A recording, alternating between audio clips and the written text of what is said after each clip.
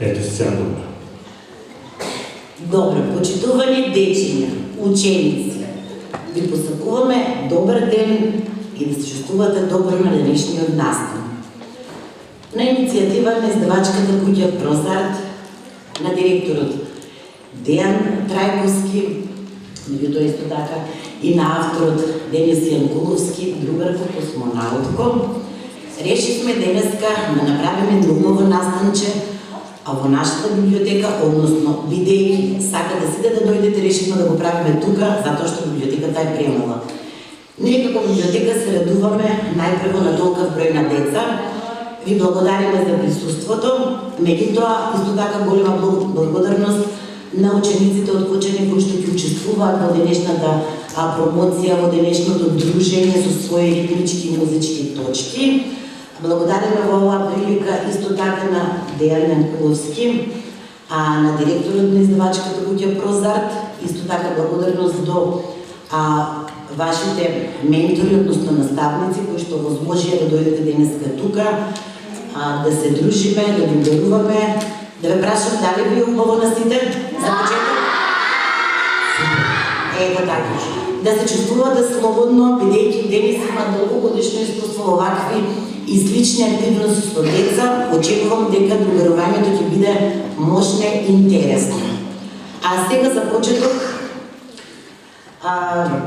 Јас само да кажам кратко пред тоа, навистина ми е чест и задоволство и една голема емоција можноста да дојдам во Кочани за прв пат, тоа кога идевме најано, дури правевме муавет со Дејан и со Сашко, мислам дека прв пат идам во Кочани, што е малку чудно можеби, меѓутоа ете за се има прв пат и што можеме тука заедно всушност да направиме една убава дружба, да си пееме, да си кажуваме, да се дружиме, едноставно да ги запознаете и вие другар до другарка и една тина. За тоа малку потоа, а на почеток сега ќе и благодарна секако до библиотека Искра за ова навистина голема можност.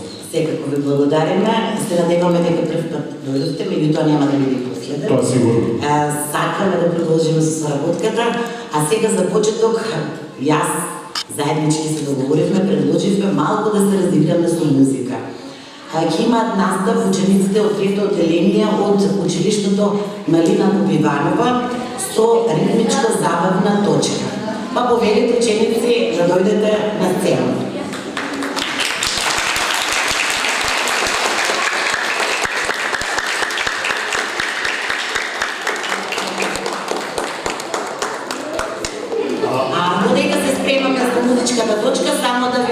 Да објасниме дека промоцијата на трите сликовници денеска што ќе се случува е со продолжен карактер, поставено е таму штандот за книгички, кој што издавачката куќа на иницијатива на Дејан директорот одлучи парите спонтани средствата да бидат наменети за Кочани за одредена цел, ќе се договориме за тоа на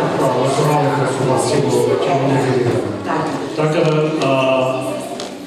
се што ќе биде купено, ќе биде, како што каже и директорката, ќе биде наменето за некого или за каде, таму ќе ви каже ќе ни дадете можност. Ви благодарам уште сега.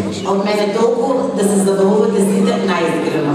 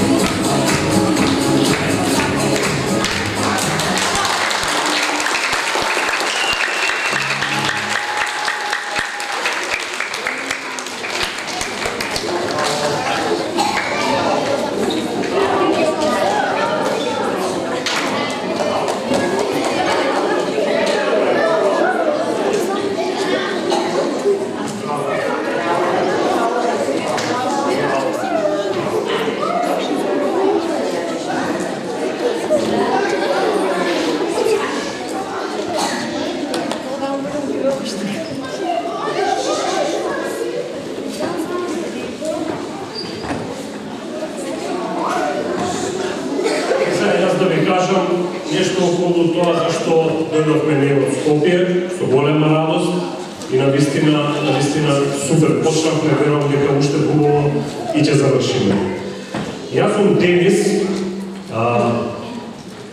дел сум од едно здружение чија основна цел е зголемување на свесноста за лицата со атипичен развој, нивно прифаќање, почитување, инклузија, нивно сакање, другарување и се она што е едноставно убаво и заедничко во секојдневието. Имам напишано 3 сликовници, едната се вика Другарко, другата е Другарка и 2 маченца, а третата најновата е Големиот сон за една Тина. Трите сликовници обработуваат теми токму за она што го кажав, затоа што јас и една голема група на мои другари, пријатели, роднини го правиме веќе толки години, 8 години.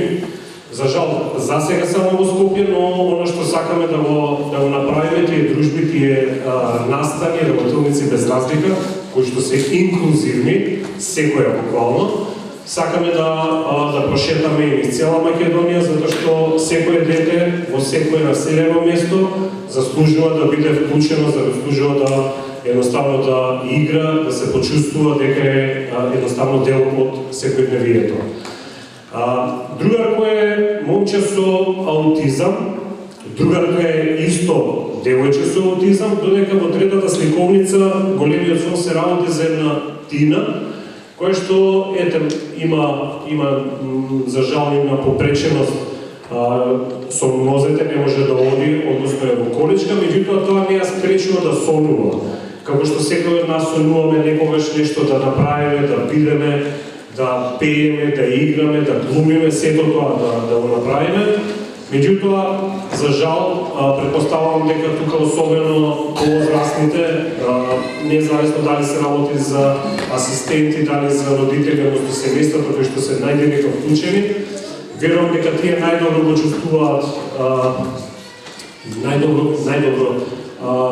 најлошо од една страна е сето тоа, целата таа дискриминација која што се чувствува кон овие лица, меѓутоа, овие сликовници се еден мој мал придонес во тоа. Другарко сака многу да црта. Значи, тој знае да црта, меѓутоа, не може, него има кај него е проблемот како да се обрати кон некој, како да каже дека јас знам да цртам и сакам да ми нацртам нешто, независно дали се работи на плочник, дали е со креда, дали е со молив. Меѓутоа, другарко има таа среќа да запознае една другарка која што го повикува во друштвото и потоа другарко добива награда за неговиот цртеж. Другарка е девојче со аутизам кој што зборува на еден специфичен јазик. Може би ја знае, сите 3 сликовници се реални приказни, значи некој кој што јас сум ги запознал и ги знам, и децата и нивните семејства. Девојчето се вика Ерато, таа е моја инспирација, едноставно таа е основа за се она што јас го правам. Ерато има свој посебен јазик, значи тој е Гушибац, она што го приметивте можда на почеток и што ќе пееме песната Гушибац е нејзина преградка и бакнеш всушност, или има еден израз кајн пъмп, значи таа зборува некој свој јазик, но тоа не значи дека не може да се разбереме, без разлика дали зборува, дали е вербална или не е вербална, едноставно ако сакаме некого да го разбереме, да слушнеме на специјален, ќе речам начин, што сака да ни каже, што сака да ни покаже, тогаш многу полесно ќе биде и за него, и за сите околу, односно за сите нас. Третата сликовница Големиот сон е девојче кое што имала од мала сон да настапи на некој фестивал. Меѓутоа од некој од различни објективни, необјективни, без разлика причини не успевала. Меѓутоа, во низиниот живот се појавува еден чичко и се појавуваат 2 тетки кои што пишуваат песна. Чичкото ја повикува и тие пеат на златно славече. Ја пеат песната Гушибац. Она што всушност и преку сликовниците, како што кажав, и преку други активности, сакам да го промовирам, е дека сите сме различни по многу основи. но и многу слични. Значи, еве сега, например, јас сакам многу да читам, а еве, например, разбрав дека и Дамјан едно другаче наше, кој што ќе дојде после, и тој сака да чита. Ние сме различни, меѓутоа ето имаме и многу сличности. Сакаме да ни дојдат на родендени, сакаме да не викнат на родендени, едноставно сакаме сето тоа да биде убаво, заеднички направено. Да не можам многу во интерес на децата кои што се главните, зашто секогаш се тие главните во цела приказна. Пак ќе кажам, овие сликовници се она што сакам и јас да го прикажам, дека децата сакаат, можат, умеат, они атипичните. А ние останатите сме тие кои што треба едноставно да им дадеме рака, да им пружиме рака, да им дадеме шанса да покажат што знаат и што умеат. Не може да црта, меѓутоа може знае да пее, може сака да глуми, може било што нешто да направи. За да имаме убаво секојдневие, за да имаме здраво општество, па значи сите деца треба да растат заедно, бидејќи сите имаат исти човекови права, секој ги заслужува и треба едноставно да биде тоа заедничко секојдневие. Заедничко секојдневие кој што јас одамна веќе го нарекувам буши бац секојдневие. Тоа е однос на сликовниците, иако може многу да се зборува. Мене жена ми во последно време вика многу зборуваш, така да надали малку, доста е, нека кажат и децата нешто. Така да следна точка, која што ќе биде, само се извинувам да видам, ќе ни настапат, само секунда, да видам јас, тоа е, да, Основното училиште Свети Кирил и Методи со музичката композиција Сите за еден, еден за сите. Тоа е, мислам, едно од најубавите пораки и секој е чест за вечерва. Така да еден огромен аплауз за нив.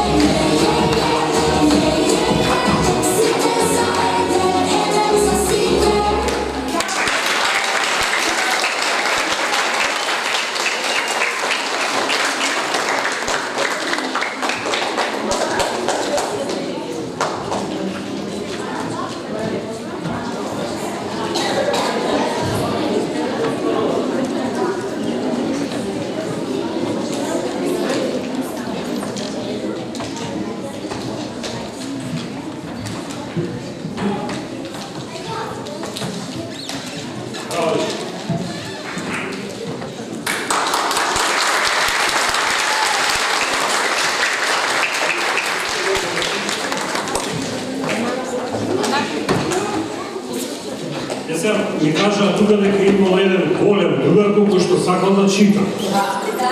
Дамјан ли се вика? Тогаш Дамјан повели да ни прочиташ нешто.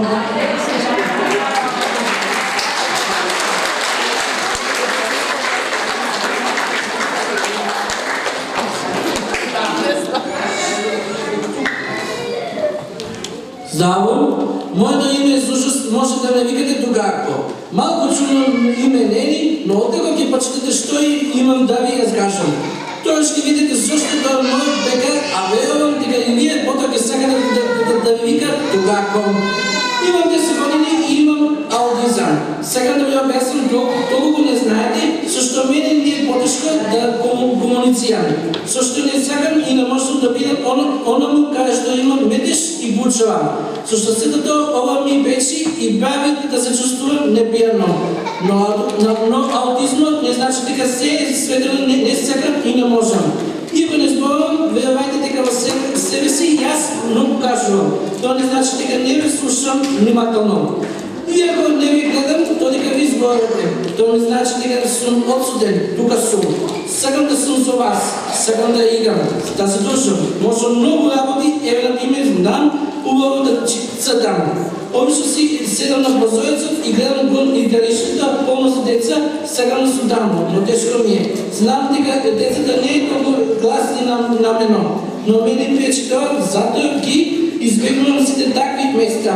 Секој ден 18 часа со мама или со тата си имаме правилно излегуваме да се пошетаме. Најчесто одиме до кеа на реката, но покрај мојата омилена ботаница запикала обошавам да живеам има многу голема колекција. Секој да поминуваме покрај децата кои што веќе се одикат во парчето. Погледнувам кон нив, онака како под окот, за да не ме забешат. Понегош ја повекувам мама за раката, за да одиме, барем едно ще шутнем токата. Одиме натаму, јас ке се израдувам многу што сум со децата и ќе шутам токата. Падачно до мама, со смејам најгласно што можам спеам. Некои од децата не ме повекуваат, чудно. Некои од мајките се стачуваат и ги трчат своите деца подалеку. Туки пак ги рече на мама и да не прибере. Но не разбирам зашто бегаат, зашто да ме приберем.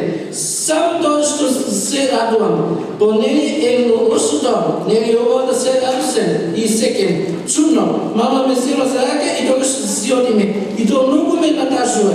Не разбирам зашто не разбирам да поиграм и јас. Сакам, ама не ми бима за раката. И така, повторно си седам покај и позорецот гледа ги децата.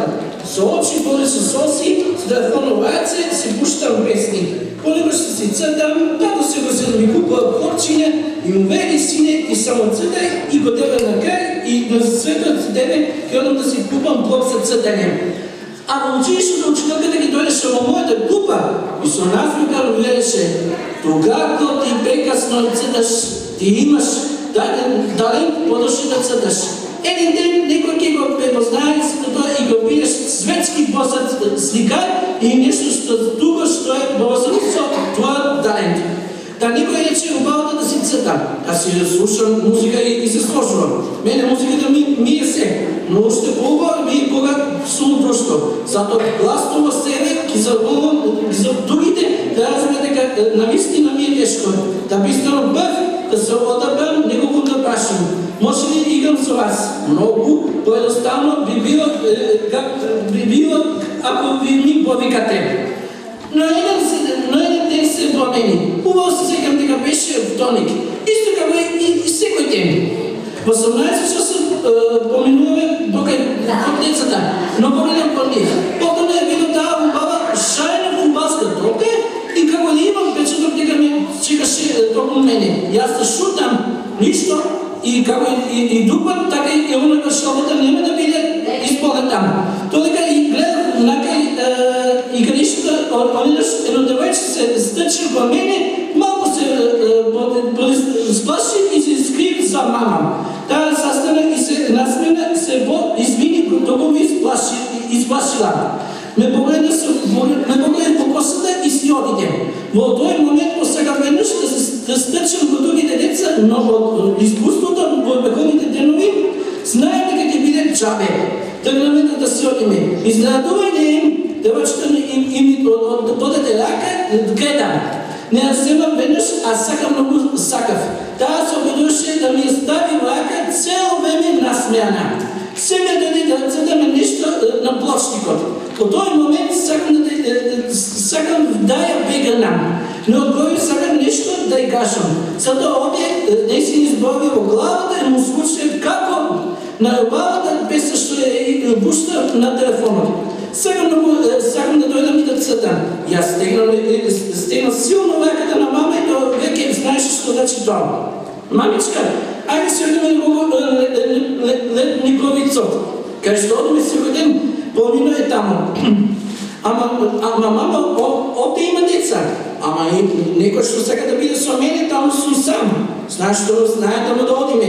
Не биде еден детка и рече на мама: Господја, јас сум мајката на Тона и извини ако ме сплаши. Таа секој ден ме гледа и го гледа вашиот син, кога дојдам дома, ме вика: мамо, има едно необично дете, ама има нешто недейство во него.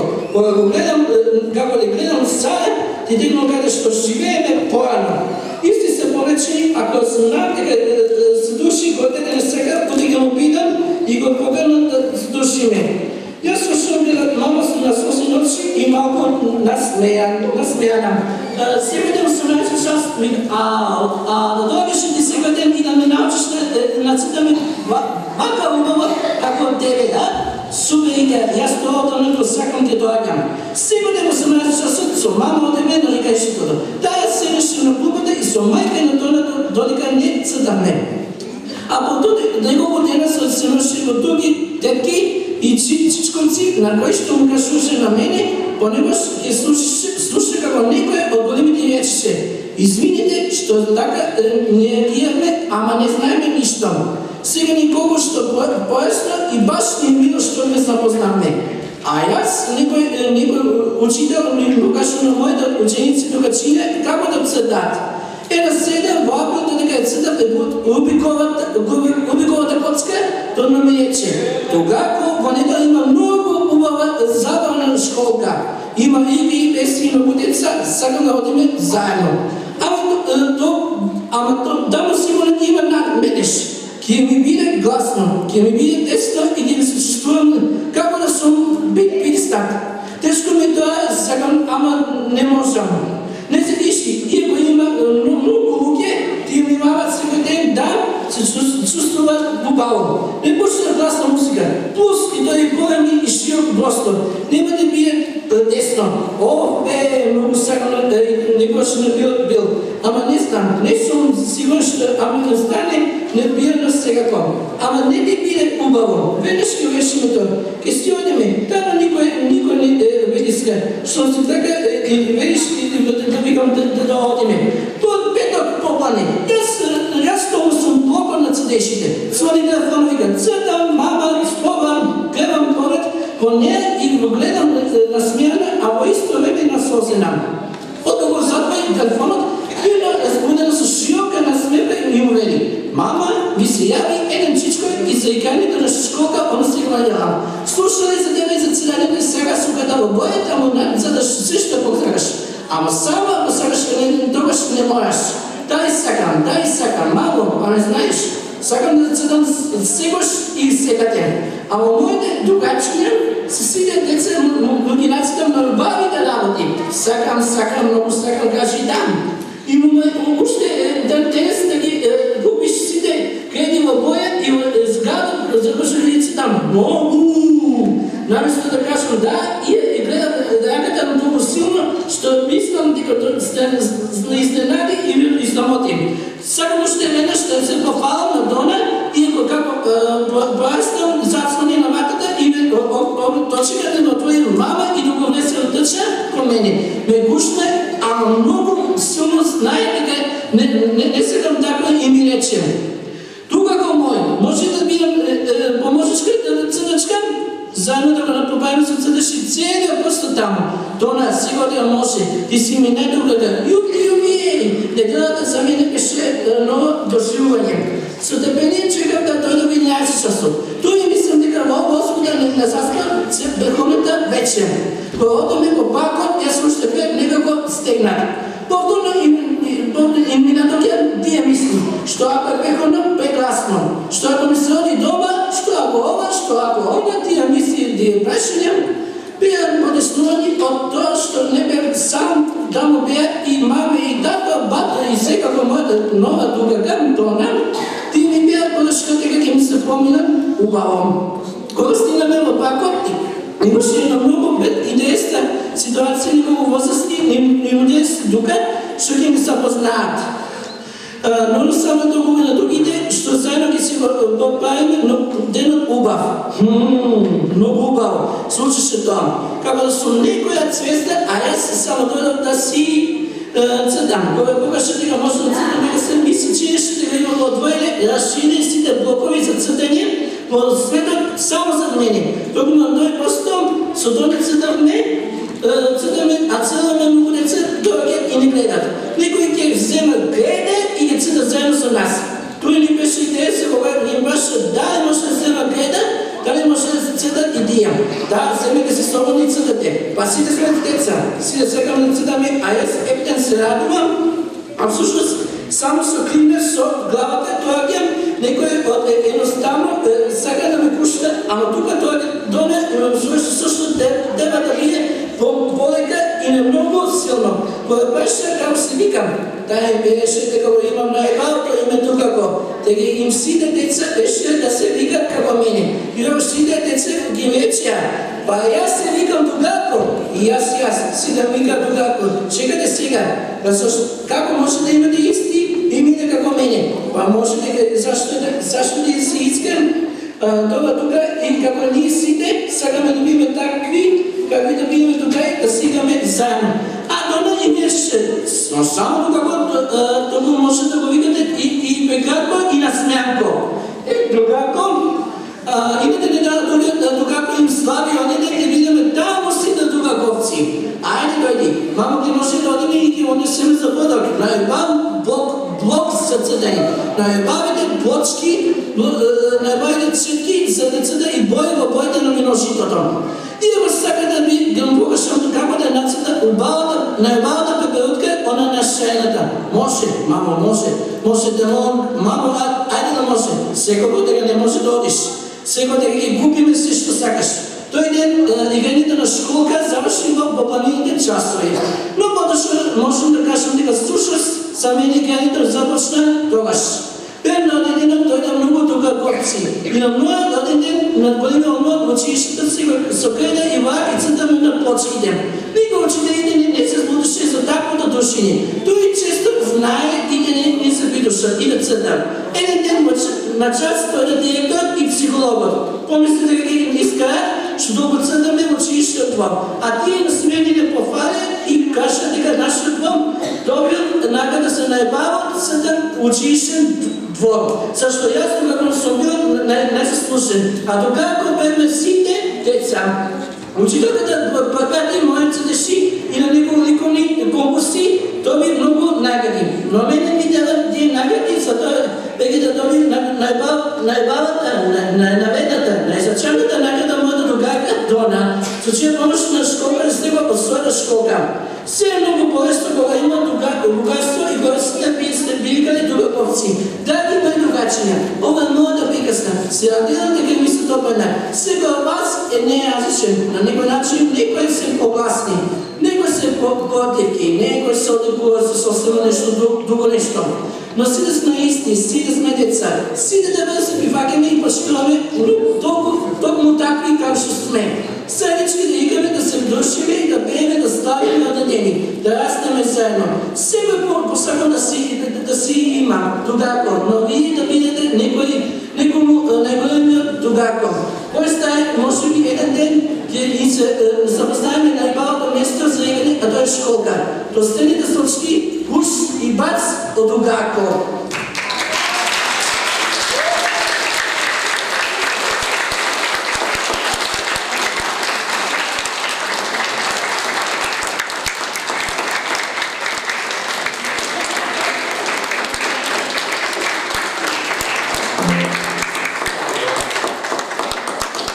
Значи, јас останав без зборови на вистина, ми рекла Дамјан нешто ќе прочита, а ова беше секојаш многу хубаво. Браво.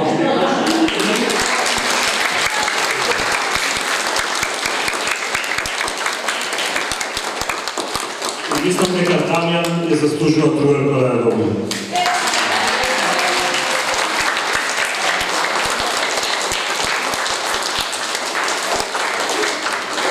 Благодарам Дамјан, на вистина беше необично, не секојдневно.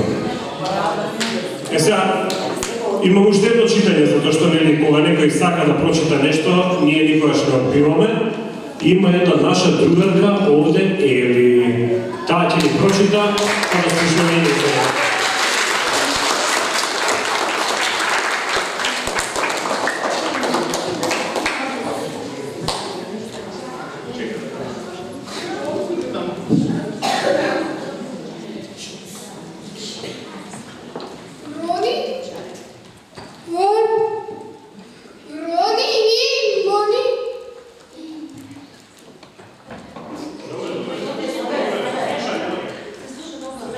Рони,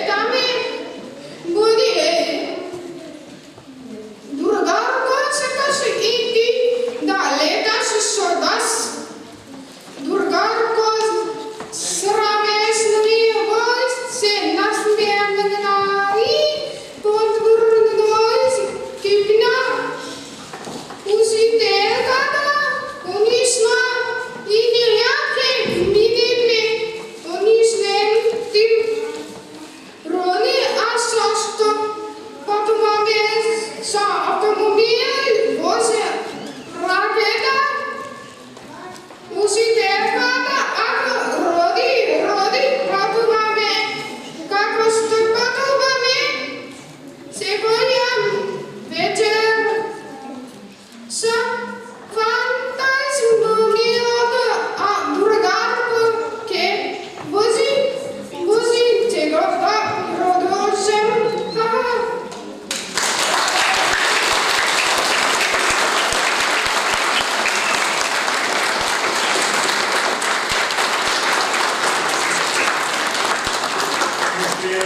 Силен аплауз за Ени.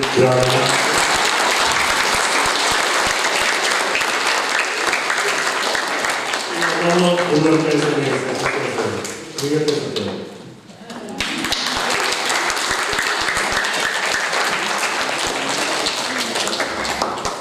Секоја дружба, секоја промоција која што ја правиме, неизбежно ја завршуваме со една за мене најдругарска песна. Може би некои од вас ја знаете, ако не, ќе ја го знаете, меѓутоа има еден многу битен момент за таа песна.